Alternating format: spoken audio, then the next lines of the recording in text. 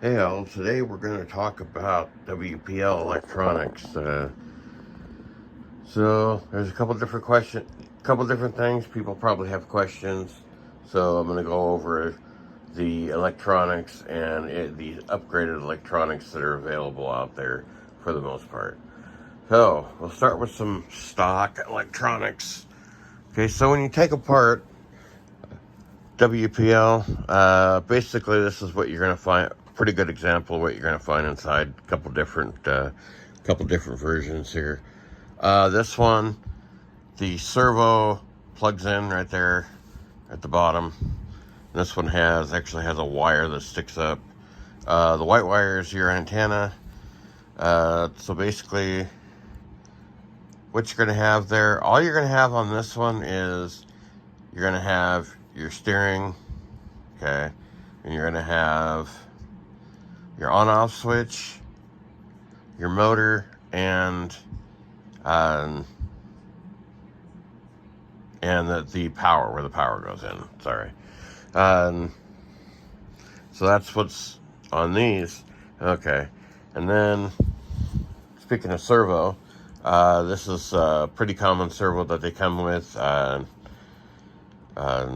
This is a plastic gear servo. They do offer a metal gear servo on the WPL website. There are also some aftermarket options that I've seen on here.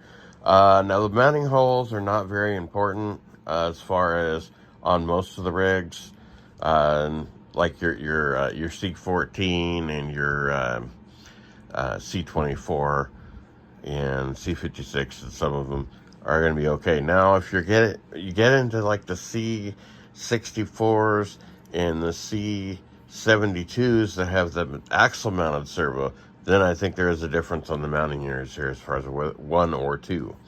And so there's some options there. And then we're going to talk about batteries. If you have one of the older WPLs or one of the older versions, so basically there's going to be two plugs on the battery. The black one, 2-pin here one, that is the one that it actually plugs into the car. And then this other one, this is actually a balance plug, and it plugs into your charger, which the charger for that is this USB charger, and has this plug which goes with the white plug here on the battery. Okay, so now your newer ones, they come with a 4-pin battery setup, and it's got 4 wires on it and only one plug. Okay, and so there is a different style of plug-in on these to charge them. Okay, it's kind of basically a battery and balance plug in the same setup. And these are what the new ones come with. Okay, and so as far as the plugs on the on your circuit board, you're it's either going to be this one on the old ones or this one on the new ones. As you will notice, there is just a loop of wire on this end, because it is just the other two wires are just a balance plug. They both plug into the circuit board the same. Okay. Now, one thing is, these newer plugs on the WPL website, you can buy bigger batteries with bigger milliamp hours for more runtime. You can get them with this connector. They offered them with this connector for quite a while, and it looks like they have discontinued them according to the WPL website as far as this connector. So that means you can have more than just the little 500 amp hours. You can get like I think there's like a 1200, which would actually give you quite a bit more runtime. And also, if you have upgrades, it'll give you more power. As I have discovered, if you get into modified trucks, and if they have like heavy axles, you get into the metal stuff, these don't last very long, You don't get as long of a runtime. Okay. And with your stock electronics, this is pretty much a good example of the remote you're going to get No frills. It's just going to be centering the steering and turning on and off. You know, this. Okay, now your current WPLs are fully proportional. If you see one of these and it has a yellow colored battery, okay, and it'll be a different looking battery, have more cells. That is the 6, and if it's a 6-volt on it, that is the old electronics that are non-proportional. Basically, you take those out and you throw them away. I wouldn't even recommend running them, really, because they're non-proportional. It's basically like your Walmart toy kind of thing, pretty much. Okay, and as far as a motor, pretty representative of what motor and transmission these come with. Comes with this one's a little 180. Some of the early ones had a little 130, which is really, really small. Very, very little power. And so single speed transmission. Okay. Now we're going to talk a little bit about modifications. Okay. So we'll continue on with the motors, seeing as we're right here. Okay. Now here's one I ran into. It's actually a 260 motor. You have to actually super glue part of this in there for it to stay in there. Only one bolt hole lines up, I think. Yeah, only one. Yeah, I think I had to kind of glue this in here. This will work with the stock board. It'll give it a little bit more power. Still, no drag brake. That's the one thing about the stock. Most of your stock electronics, with the exception of the C64 and the C74, both have drag brake. And then also some of these electronics are also very representative of what comes in the B series trucks as well. So they use kind of the same electronics to B and C series. Okay, now another thing now as far as upgraded electronics, okay, we got the 370 transmission with the 2-speed. Okay, they also make a single speed version, very common to this. This is an aftermarket version of it. Very, very slow motor on this. The remote on this, main difference is you got for the gear shift on the 2-speed manual. This is a Res V3, which means version 3, which means receiver, ESC, and sound card is what that means. Okay, and so you got turn on and off the speak where it says speaker light. That's to turn on and off the engine sounds, which we'll get into. You can turn the headlights on and off, and then this is the shift gears as the bottom one, and there's also actually that is the one you also put to pair up with the car, which is necessary every time you turn it on. Oh, the grip on this is a little nicer compared to the stock one. It's not as shiny and slick. It's a little bit more grippy, which is kind of nice. Okay, and then as far as the ESC, I don't have one out of a vehicle right now, so I printed these off from the WPL website. That's pretty much what the chip looks like. You see it shows the plug, the switch, and then there's the speaker, which you stick somewhere in the vehicle.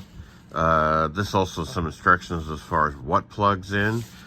Okay, and when you go to this, one thing that you need to do is you take these little white pieces here, you take those off. Those will hold the wires on more secure to the pins on the board. So you gotta change these over. And then also, if you have ones that you've converted over from different stuff, hang on to those because they do come in handy. And so we've got the Res V here. Okay, and that's some of the idea here. Now we'll get into the main picture here. And so this can run in an external ESC, which means you're just basically using this for the receiver. And you can run an external ESC off of it. I don't know entirely how that works. Not 100% sure. And then you got your connections here. You got a speaker. You got headlight reversal lights, and left and right turn signals. Okay. Then we've got the motor on, off, and battery. Says please note positive and negative. If you plug it in backwards, it will fry the board. I've actually done it myself, unfortunately.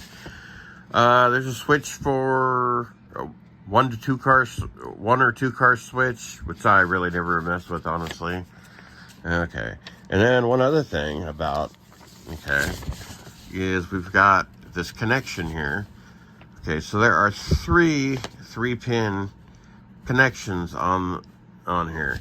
As you see, the middle one is where you connect your steering. And the bottom one is where you connect the gears for shifting for the gears.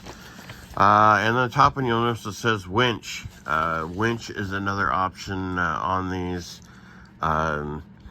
The C64, the C74, and I think the C34 are set up to do the winch without a lot of modifications. Yeah, so that's another good thing about this. Now there are hobby grade stuff you can buy. That's actually one thing about these and the Res V is they are not waterproof at all. So basically, if you were to submerge your truck or submerge this board, it would short out and it would no longer run. I saw a guy on a forum, he's mentioned that he had ran his through mud and all of a sudden it had issues where it didn't really work well. Well, it's because he got the board wet. Now one thing, I mean, somebody could probably do is they could probably use conformal coating on the board, which is actually a brush-on coating that you brush onto here that keeps the moisture out and kind of somewhat waterproofs them. So that is one option. But you can also run hobby grade electronics. You can run a regular receiver and run a ESC. Now there are a lot of options in that. One thing you're going to run into a problem, especially if you're dealing with like the C14, C12, C54, and the C64-1 that are out now, is you're going to have space constraints. And also on a lot of the B series, you're going to have space constraints. Is that you're going to have to somehow fit all those electronics into that vehicle. In fact, I tried a C34 one time to do it, and I actually had to kind of butcher up the interior a little bit to actually make it work, which is not ideal if you want to keep it scale. So that's basically using the smallest receiver that you can and using the smallest ESC that you can. Now there are some on usually like eBay, Amazon, AliExpress. That's a really small little, like 30 amp ESC. Those do work. I personally have had issues with them. With them not working after a short amount of time, they'll just get where they don't work. Not to mention on those, you're not able to use your stock batteries because the plugs on a lot of those are this style plug, which I think is called a RST style plug. I don't remember precisely what they're called, but it is a different kind of plug. And so you got to convert everything to that or solder on new connections. So hopefully this clears up any questions that somebody might have. You know, if you're new into this and you're not sure as far as can't really make sense of all of this and what different stuff means. So basically, like I said, this stuff is not waterproof. You can get the hobby grade stuff. The advantage of that is a lot of it is waterproof. Usually receivers are kind of hit and miss on the receivers. Again, a lot of people do the conformal coating inside of them and they take them apart, put the coating on there, and then put it back together. But anyways, that explains some of the electronics issues, or just kind of a basis to kind of know what to go on. So hopefully this answers people's questions and gives them a good understanding of the electronics and about modifying the WPL vehicles, and about what advantages, disadvantages to certain setups. So yeah, one of the advantages of the Res V is it does not take up as much the board does not take up as much room. So in fact, on my C34 that I just modified with the Res V and stuff like that, I was able to get the board to actually fit under the cover without any cutting and without it pinching the unit. Because sometimes if you get that unit in there and you get the pressure on the Res V unit, it will act funny, which I've had on my C54. I had issues with that. So yeah, C34, C74. The C74 now, okay, has, I'm not sure how the electronics are set up. I have one on order. I haven't got here. It does have a 370 motor stock, and so I don't know how the electronics are set up on that. So, and it is a single speed transmission. So, but they are fun little vehicles, actually. Oh, as you can see, I have quite a number of them. Anyways, if you have any other questions that I might not have answered, feel free to put them in the comments section. If you like my videos, subscribe to the video so you get notified anytime that I post a new video. So everybody get out there and run them RCs, have a little fun, and good evening.